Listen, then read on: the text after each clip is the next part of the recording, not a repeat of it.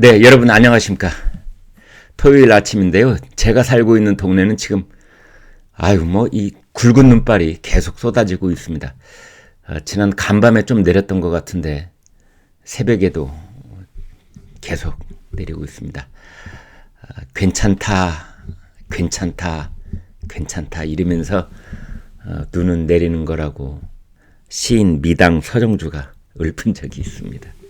어제 문재인 대통령이 윤석열 당선인하고 빠른 시일 내에 만나서 대화를 하겠다 이렇게 얘기를 했습니다. 그러면서 그것이 국민에 대한 도리다. 허심탄회하자. 문재인 대통령 참 허심탄회라는 말 좋아해요. 허심탄회. 뭘 허심탄회하자는 건지 매우 추상적이긴 하지만 좋은 게 좋은 거다 그런 얘기를 하자는 건지 덕담이나 주고받자는 건지.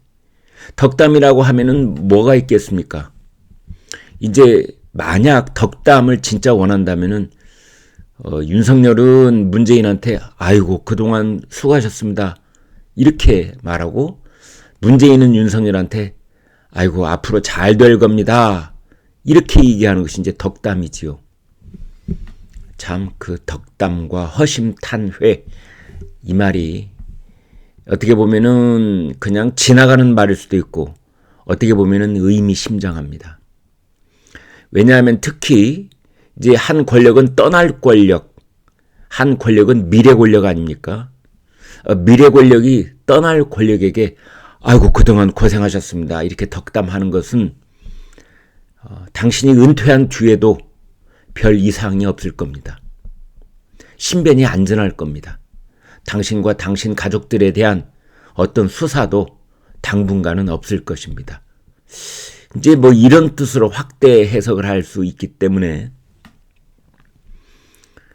떠날 권력과 다가올 권력 사이에 이 주고받는 덕담, 허심탄회한 대화, 이거는 상당히 포괄적인 의미를 가질 수도 있겠습니다. 그러면서 문재인 대통령이 한 말이 조율할 필요 없다.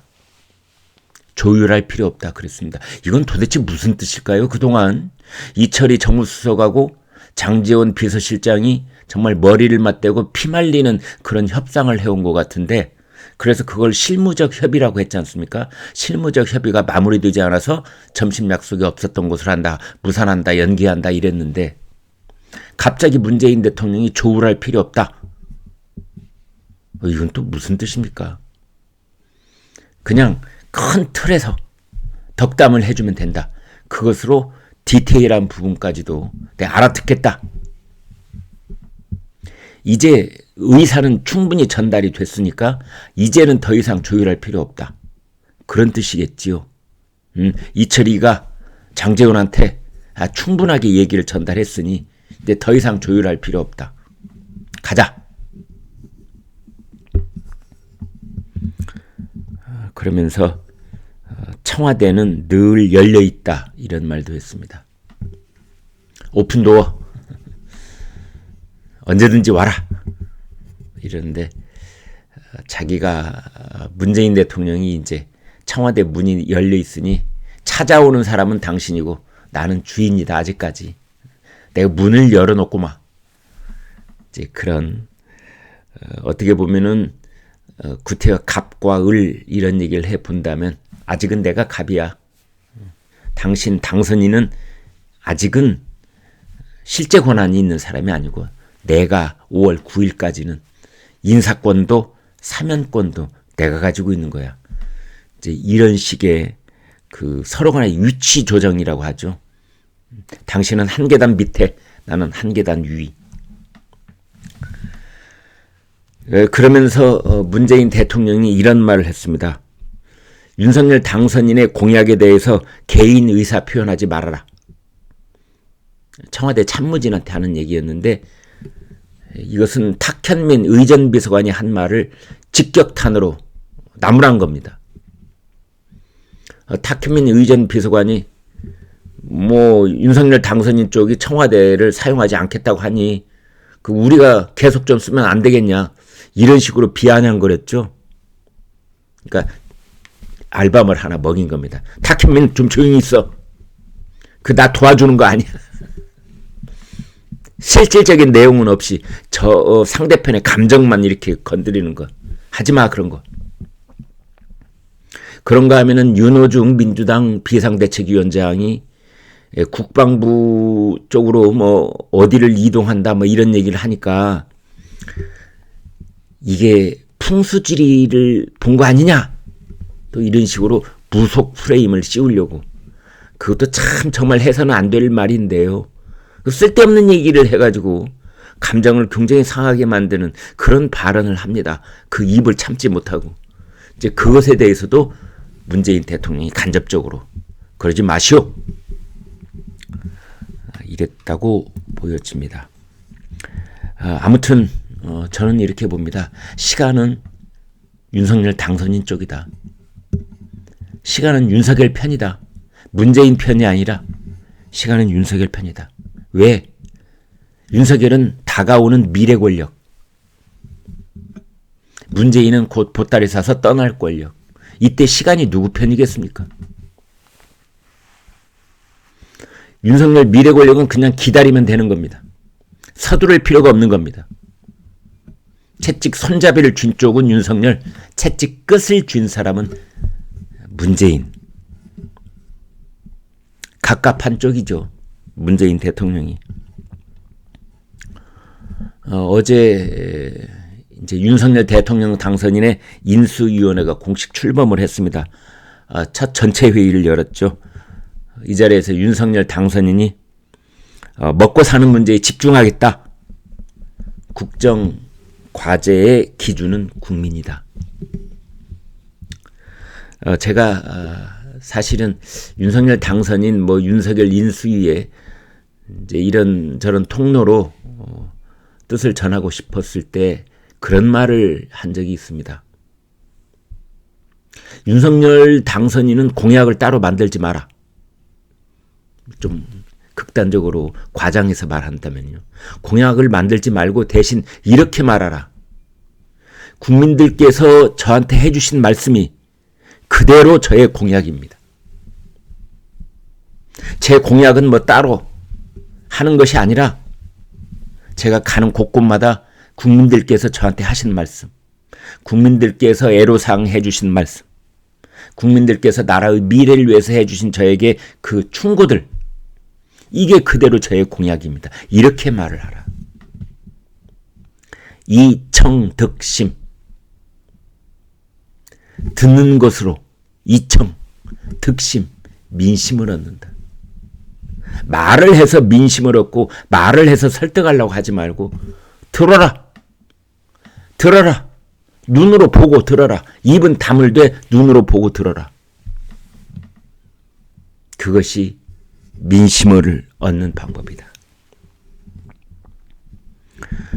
그러기 위해서는 청와대가 앞으로 있을 윤석열 대통령 당선인의 대통령실이 정말 정밀하고 민감하게 민심을 살펴봐야 됩니다. 그러니까 업체에 맡기는 여론조사, 업체 여론조사 말고 별도로 그래서 민심의 흐름과 방향을 정확하게 읽고 있어야 된다. 그런 의미에서 지난 대통령 선거에서 아주 망친 여의도 연구소에는 큰 반성이 필요하고 대대적인 개혁이 있어야 될 것 같습니다. 막판까지요. 여의도 연구소 국민의힘 싱크탱크죠. 여기에서는 11.2%포인트로 윤석열 당선인이 이긴다고 그랬어요. 그래서 이준석 대표도 그 수치만 믿고 여기저기 방송에 나가서 10%포인트 차이 이상으로 이긴다고 그러고 떠들고 다니지 않습니까? 뚜껑 열어보니 어떻게 됐습니까? 0.73%포인트. 완전히 헛다리를 짚고 있었고 하마터면 큰일 날 뻔했던 겁니다. 국민의힘 쪽에서 본다면 대통령 후보 윤석열 당선인을 저 벼랑 끝 절벽 꼭대기까지 끌고 갔다가 가까스로 모면에서 돌아온 그런 셈입니다. 그런 위험 지경 속으로 당과 후보를 빠뜨린 데가 여의도 연구소입니다. 책임져야죠. 대대적인 개혁이 필요합니다. 헛다리를 짚었고 보고 싶은 것만 봤던 여의도 연구소 큰 문제가 있다 이렇게 말하지 않을 수 없는 겁니다.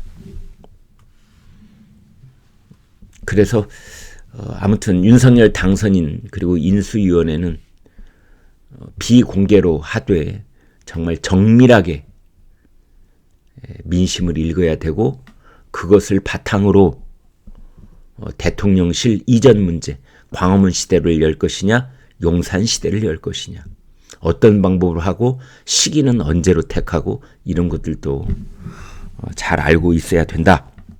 이런 생각이 듭니다. 떠나가는 권력은 문재인 정권은 아마 하루하루 다가오는 호랑이 발자국을 듣고 있을 겁니다.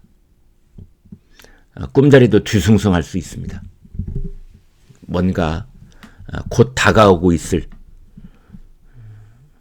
윤석열 정부 그 시대에 자신들의 앞날이 어떻게 될지 아마 여러 가지 생각이 만감이 교차하고 있을 가능성이 높습니다.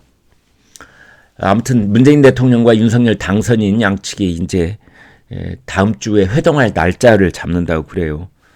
그런데 일단 뭐 여러 가지 가닥이 잡혀져 있는데 한국은행 총재 이달 말로 이주열 총재가 임기가 끝나죠.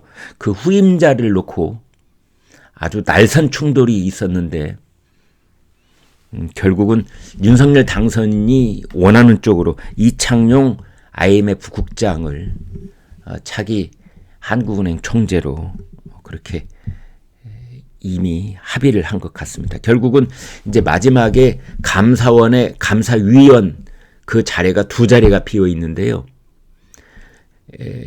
이 감사원은 감사위원들이 감사위원회를 열어서 하는 그런 구조고 거기서 감사위원들이 매우 중요한 역할을 합니다. 무엇을 감사할지, 무엇을 의결할지 다 감사위원회에서 하는 건데 그 감사위원 두 자리가 비어 있습니다. 여기를 문재인 정권이 자기 사람들 앉히려고 했던 거예요.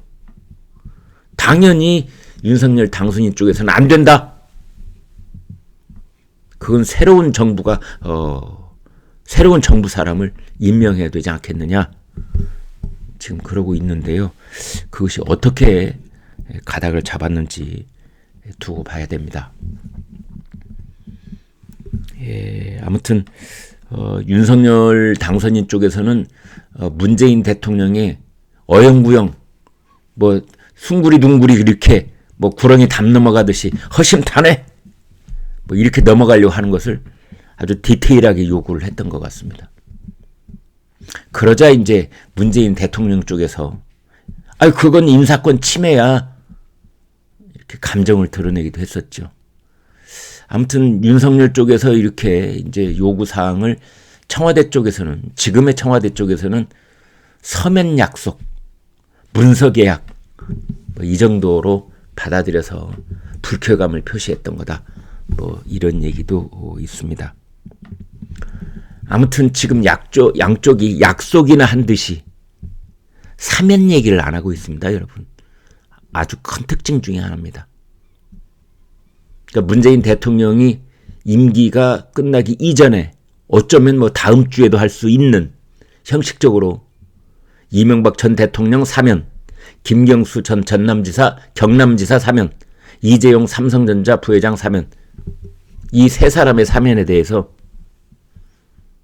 지금 그것이 어떻게 서로 협의를 하고 있는 것인지 실무적 협의를 정말 하고 있는 것인지 아직 알려지지 않았습니다.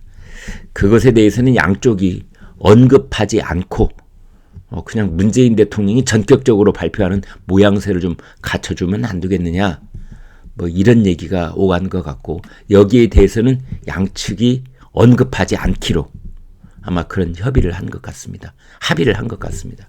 그래서 지금 다른 뭐 이 대통령실 이전을 어디로 하느냐 이 문제가 블랙홀처럼 다른 이슈를 빨아들이는 뭐 그런 측면도 있습니다만 어찌됐든 이제 청와대 그리고 대통령 당선인 인수위 쪽에서 사면 얘기는 꺼내지 않고 있습니다. 지금 대통령 인수위원회는 청와대를 어디로 옮기느냐? 청와대 터. 광화문이냐? 용산이냐? 외교부 청사냐? 국방부 청사냐? 이것이 지금 시급하게 해결을 해야 될 당면 과제입니다. 오늘 아침에 조선일보 일면에 팔면봉이라는 그 아주 짧은 촌평에서 이랬더라고요. 청와대 터를, 대통령실 터를 어디에 잡을지 그걸 고심하는 것보다 더 중요한 것은 민심의 터, 국민들의 마음이 어디에 터를 잡아야 되느냐, 그것을 더 깊이 고민하라. 참 대단한 촌평이라고 생각이 듭니다. 네, 여러분 구독, 좋아요, 구독 부탁드리겠습니다. 고맙습니다.